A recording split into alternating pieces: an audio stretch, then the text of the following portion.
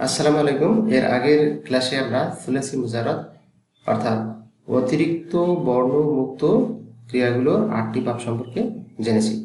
অর্থাৎ এই 8টি ভাবের নাম জেনেছি এবং ভাবগুলোতে আইন কালিমায় হরকতের যে ভিন্নতা হয় সে সম্পর্কে জেনেছি। তো আশা করছি যে ভাবগুলোর নাম আপনাদের মুখস্থ হয়ে গেছে এবং বুঝতে কোনো সমস্যা হয়নি। তো এই ক্লাসে আমরা সুলাসি মাজিদ ফি অর্থাৎ অতিরিক্ত বর্ণযুক্ত ক্রিয়াগুলোর ভাব সম্পর্কে জানব। তো সুলাসি মুজারদের ভাব সংখ্যা ছিল 8টি, আর সুলাসি মাজিদ ফি বা অতিরিক্ত বর্ণযুক্ত ক্রিয়াগুলোতে ভাব রয়েছে মোট 31টি। একটু দাগ দিই, এই যে 31টি। তো এই 31টি ভাবের মধ্যে আমরা জানব 9টি ভাব, অর্থাৎ সুলাসি মুজারদের যে ভাবগুলো ছিল সবগুলোই কি ফর্ম অনের অন্তর্ভুক্ত। আর সুলাসি মাজিদ ফিতে এসে যে আমরা 9টি ভাব জানবো সেগুলো হচ্ছে প্রত্যেকটি ফর্ম 2 থেকে ফর্ম 10। আচ্ছা, এবার একটু ছকে আসি, ছকে বিষয়টা আর পরিষ্কার হবে ইনশাল্লাহ। আচ্ছা, ফর্ম 2, ফর্ম 2তে অর্থাৎ ফর্ম 2 যে ভাবটা সেই ভাবের নাম হচ্ছে কি ভাবে তাফিল। আর এর মাওজুন বিহি হচ্ছে অর্থাৎ এর এর ক্রিয়াগুলো যে যার ওজনে গঠিত হবে সেটা হচ্ছে কি ফা আলা ইউ ফা ইলু।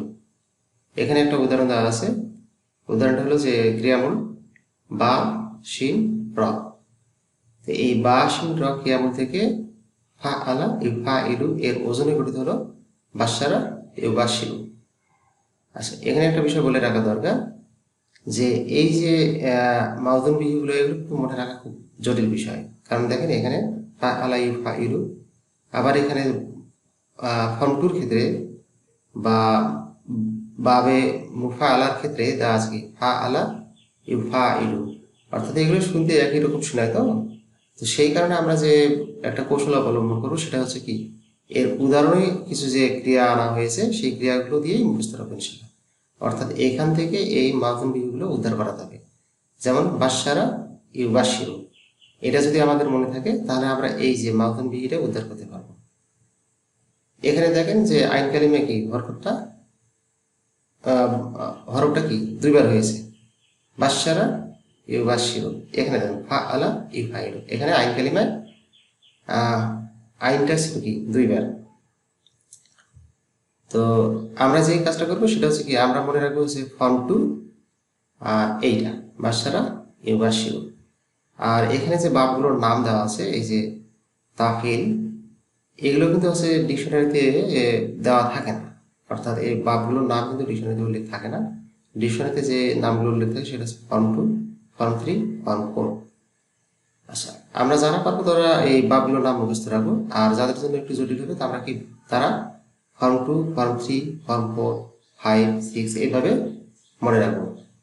আর এই বাপের ক্ষেত্রে আমরা মনে রাখবো কোনটা, যে বাপ 2 কোনটা বাসারা ইউ বাসিরু। এটাও মনে রাখা যায়, এই যে মাউজুন বিটাও মনে রাখা যায়, তবে একটু জটিল হয়ে যায়। কারণ কি এগুলো পরবর্তীতে এগুলো একই রকম শোনাবে তো, আর এগুলো একটু আলাদা আলাদা। আচ্ছা, যাই হোক, হরফিতে আমরা কি শিখলাম যে বাপ নম্বর 2 সেটা হচ্ছে বাসারা ইউ বাসিরু। আচ্ছা, এর বা শিন র যে ক্রিয়ামূলটা এর অর্থ হচ্ছে সুসংবাদ দেওয়া। তাহলে আমরা শিখলাম যে বাসারা ইউ বাসিরু ফর্ম 2-র বৈশিষ্ট্য কি, ফর্ম 2-র বৈশিষ্ট্য হলো যে এখানে আইন কালিমায় যে বর্ণটি থাকবে সেটা দুইবার হবে, অর্থাৎ তাইদের যুক্ত হবে। তাহলে হচ্ছে কি বাসারা ইউ বাসিরু। আচ্ছা, এইবার হচ্ছে ফর্ম 3 অর্থাৎ বা 3, সেটা কি হচ্ছে জাহাদা ইউজাহিদু।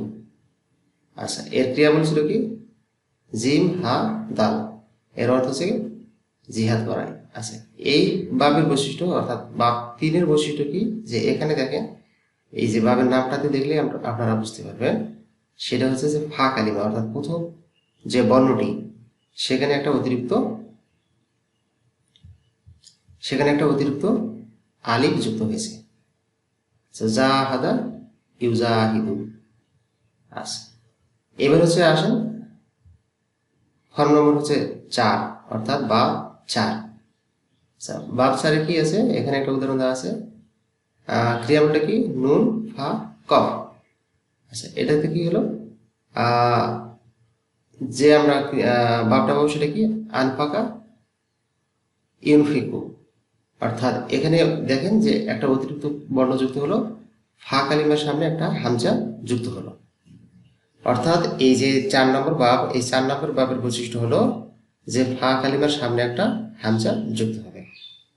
তো এইভাবে মোটামুটি সবগুলো ভাবে আপনারা একটু মনে রাখবেন, খুব একটা বেশি না, মাত্র 9টি। আচ্ছা, প্রথম 2 নম্বর ভাবটা ছিল বাসারা ইউবাসিরু। 3 নম্বর ভাব কি, জাহাদা ইউজাহিদু। 4 নম্বরে আসলো কি, আনফাকা ইউনফিকু। আচ্ছা, এখন অতিরিক্ত বর্ণর বিষয়গুলো আমি বলে দিচ্ছি না, আপনারা নিজেরাই পারবেন ইনশাল্লাহ। এভাবে শুধু এই ক্রিয়ামূলগুলোর সাথে তুলনা করে দেখবেন যে এই যে এখানে অতীতকালের যে ক্রিয়াগুলো, এগুলোতে কি অতিরিক্ত বর্ণ আছে। আচ্ছা, এবার 5 নম্বর ভাবে আসেন। 5 নম্বর ভাবে হচ্ছে কি, তাজাক্কারা ইয়া তাজাক্কারু। এরও আপনারা উদ্ধার করতে পারবেন। এর ক্রিয়ামূলটা কি ছিল, জাল কাপ র। আচ্ছা, এখানে কি যুক্ত হলো, তাজাক্কারা ইয়া তাজাক্কারু। এখানে দেখেন সামনে কি একটা যুক্ত হয়েছে, তা। আচ্ছা, এখানে তারপরে কি, তারপর হচ্ছে যে আইন কালিমা কাপ, এই কাপটা কি দুবার হয়ে গেছে, অর্থাৎ তাজদিদ যুক্ত। তাহলে এই 5 নম্বর বাবের বৈশিষ্ট্য হবে কি, যে সামনে একটা তা যুক্ত হবে এবং আইন কালিমায় তাজদিদ হবে। আচ্ছা, আপনারা নিজেরাই পারবেন ইনশাল্লাহ, আমি তাড়াতাড়ি বলে নিচ্ছি। আচ্ছা, 6 নম্বর ভাবে আসেন। 6 নম্বর ভাবটা হচ্ছে কি, তাকা রাবা ইয়া তাকা রাবু।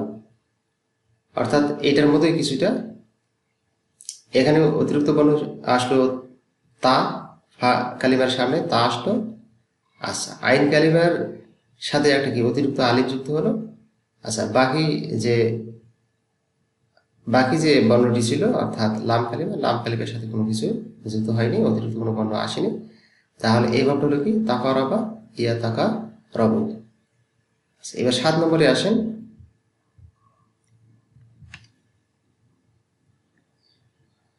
আচ্ছা, 7 নম্বর ভাবে আছে কি,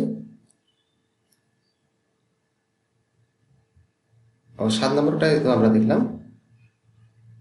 আচ্ছা, এবার 8 নম্বরটা দেখেন, ইনকলাবা ইয়াং কলাবু। আচ্ছা, মূল ক্রিয়ামূলটা ছিল কি, কফ লাম বা। আচ্ছা, ইনকলাবা, এখানে কি যুক্ত হলো, একটা জের যুক্ত আলিফ, অর্থাৎ হামজা আসলো, এটা তো তারপরে কি আসলো, তারপরে আর কিছু আসেনি। তো এই ভাবটা কি, 7 নম্বর ভাবটা হচ্ছে কি, যে একটা ফা কালিমার সামনে জের যুক্ত আলিফ আসবে বা একটা হামজা আসবে। ইনকলাবা ইয়াং কলিবু। আচ্ছা, ফিরে আসা, এর অর্থ হচ্ছে কি, ফিরে আসা। আচ্ছা, এর আগেরগুলো অর্থ বলে দেওয়া হয়নি, সেটা হচ্ছে জাকার জাল কাফ রা যে ক্রিয়াপদটা, এটা হচ্ছে স্মরণ করা। আচ্ছা, কফ রা বা যেটা, এটা হচ্ছে পরস্পর নিকটবর্তী হওয়া। আর কফ লাম্বা এর ক্রিয়ামূলটার অর্থ হচ্ছে ফিরে আসা। আচ্ছা, অনেকের কাছে হয়তো একটু বুঝতে সমস্যা হতে পারে, তারপর একটু চেষ্টা করেন, ইনশাল্লাহ হয়ে যাবে। আচ্ছা, এবার হচ্ছে 8 নম্বর ভাবে আসেন। ক্রিয়ামূলটা ছিল কি, র কাপ বা, অর্থাৎ গুণা করা। আচ্ছা, 8 নম্বর ভাবটা হলো কি, ইরতা কাবা। আচ্ছা, ইয়ার্তা কিবু। আচ্ছা, অর্থাৎ এই যে 8 নম্বর ভাব, এই 8 নম্বর ভাবের বৈশিষ্ট্য হলো, আচ্ছা, একটা জের যুক্ত আলিফ অর্থাৎ একটা হামজা সামনে আসবে, আর ফা কালিমার পরে একটা তা আসবে, হ্যাঁ, জবরদস্ত একটা তা আসবে। আর বাকি যে বর্ণটি আছে অর্থাৎ লাম কালিমা, এটার সাথে কোনো অতিরিক্ত বর্ণ যুক্ত হয়নি। তাহলে এর বৈশিষ্ট্য হলো কি, যে সামনে একটা হামজা আসবে, তারপরে হচ্ছে ফা কালিমার পরে অর্থাৎ আইন কালিমার সামনে আগে একটা তা আসবে, তা যখন তা আসবে, ইরতা কাবা ইয়ারতা কিবু। আচ্ছা, এর অর্থ হচ্ছে গুনাহ করা। আচ্ছা, 9 নম্বর যে বাবটা আছে, সেটার বৈশিষ্ট্য কি? আচ্ছা, এর ক্রিয়াপদটা আগে বলে নেই। সিন ওয়াও দাল, এর অর্থ হচ্ছে কালো হওয়া। আচ্ছা, ইসওয়াদ্দা ইয়াস অদ্দু, আচ্ছা, এর অর্থ হচ্ছে কি? কালো হওয়া। এর বৈশিষ্ট্য এটার মতোই। এটাতে কি একটা হামজা সামনে আসবে এবং শেষে যে লাম কালিমা, এই লাম কালিমা কি তাজদিদ যুক্ত হবে। এটাই এর বৈশিষ্ট্য। এর অর্থ হচ্ছে কালো হওয়া। সর্বশেষ যেটা, সেটা হচ্ছে কি 10 নম্বর বাব। 10 নম্বরটা হলো কি? ক্রিয়াপদটা আগে বলে নেই।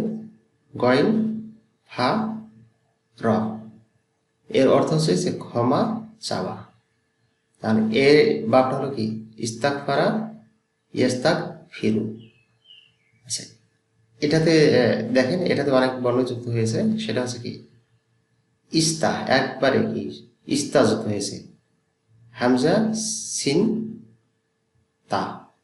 এর বৈশিষ্ট্য হলো কি যে ফা কালিমার সামনে এই ইস্তা যুক্ত হবে। আর গঠনটা দেখলে মনে রাখতে পারবেন ইনশাল্লাহ। তো আমি আলোচনা পুনরাবৃত্তি করে আর ভিডিওটাকে দীর্ঘ করতে চাচ্ছি না। তো আশা করছি যে বিষয়টা আপনারা বুঝতে পারছেন। তো আপনাদের কাজ হলো যে এই যে বাপগুলোর নাম মনে রাখা। 2 নম্বর বাবের গঠন কি, 3 নম্বর কি, 4 নম্বর কি, 5 নম্বর কি, এইভাবে এই বাপগুলোকে মনে রাখবেন। শুধু এই যে এগুলা বাশারা ইউবাশিরু, জাহাদা ইউজাহিদু, আনফাকা ইউনফিকু, এইভাবে ধারাবাহিকভাবে মনে রাখবেন। এবং এগুলো থেকে আপনারা বুঝতে পারবেন যে এগুলোর সাথে কোন বর্ণ যুক্ত হয়। আপনারা যদি এই ক্রিয়াগুলোর সাথে তুলনা করেন এই যে এগুলো, তাহলে আপনারা বুঝতে পারবেন যে এগুলোর সাথে অতিরিক্ত কি বর্ণ যুক্ত হয়েছে। এই যে ধারাবাহিকতা বাশারা ইউবাশিরু, জাহাদা ইউজাহিদু, এই ধারাবাহিকতা অনেকের মনে রাখতে কষ্ট হয়। সেই জন্য একটা কৌশল অবলম্বন করা যায়। সেটা হচ্ছে যে বাপগুলো ধারাবাহিকতা মনে রাখার জন্য এটি মুখস্থ করতে পারেন। সেটা হচ্ছে কি, এটা সুসংবাদ তাদের জন্য যারা আল্লাহর পথে জিহাদ করে। সুসংবাদ বলতে কি, এই যে এখানে বলে দেওয়া হয়েছিল যে বাশারা ইউবাশিরু, ওখানে সুসংবাদ দিয়ে আপনারা মনে রাখতে পারবেন যে বাশারা ইউবাশিরু, এটা হচ্ছে 2 নম্বর বাব। আচ্ছা, সুসংবাদ তাদের জন্য যারা আল্লাহর পথে জিহাদ করে। তারপরে কি আসলো? জিহাদ করা, এটা কি জাহাদা ইউজাহিদু, জিহাদ করা। তাহলে প্রথমে কি 2 নম্বর বাব কি?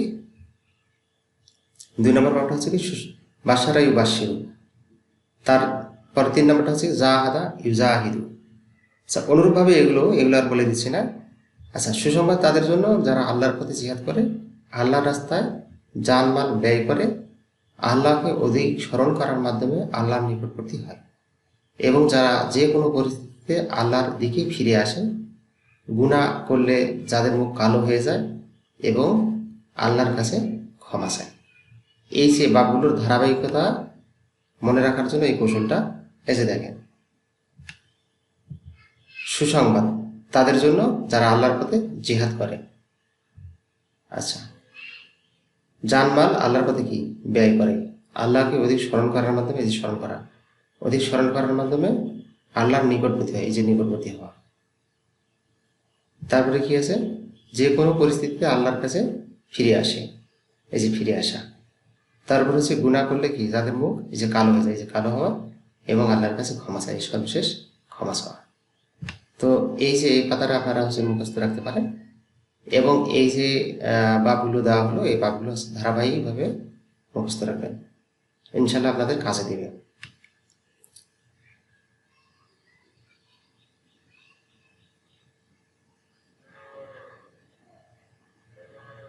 আচ্ছা, এর পরবর্তীতে আমরা ডিকশনারিতে কিভাবে এই যে বাবগুলো উদ্ধার করা যায়, অর্থাৎ ডিকশনারিতে শুধু ক্রিয়ামূলগুলো দেওয়া থাকে, সেক্ষেত্রে বাবগুলো কিভাবে চেনা যায়, এই বিষয়ে আলোচনা করার ইচ্ছা আছে ইনশাল্লাহ। তো যারা আপনারা ক্লাসে নতুন, তাদেরকে অনুরোধ করবো যে আপনারা ধারাবাহিকভাবে প্রথম থেকে, অর্থাৎ 1 নম্বর ক্লাস থেকে ক্লাসগুলো দেখুন। এবং যদি বুঝতে সমস্যা হয় তাহলে আপনারা আমাদের বিভিন্ন সোশ্যাল মিডিয়ায় গ্রুপ আছে বা কমিউনিটি আছে, সেখানে প্রশ্ন করে জানাতে পারেন। তো আজকের ক্লাস এই পর্যন্তই। আসসালামু আলাইকুম ওয়া রাহমাতুল্লাহ।